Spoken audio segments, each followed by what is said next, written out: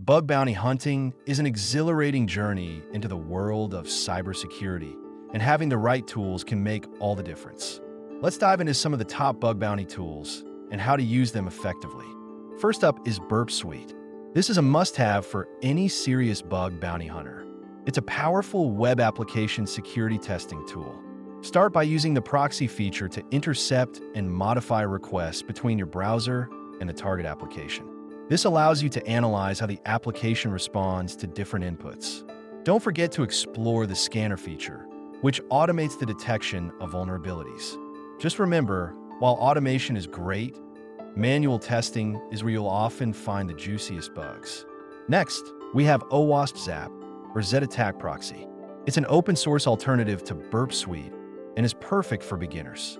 The Active Scan feature is particularly useful for identifying common vulnerabilities like SQL injection and cross-site scripting.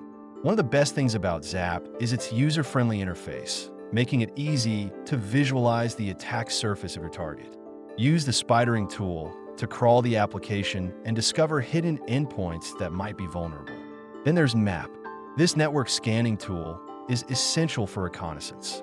Use it to map out the network and identify open ports and services running on the target. The scripting engine allows you to automate various tasks, which can save you a lot of time. Just remember to respect the target's scope and only scan what you're authorized to. Don't overlook tools like Sublist 3R and Amass for subdomain enumeration.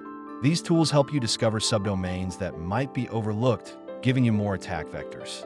Once you've gathered this information, use it to craft targeted attacks. For mobile applications, tools like MobSF and Frida are invaluable.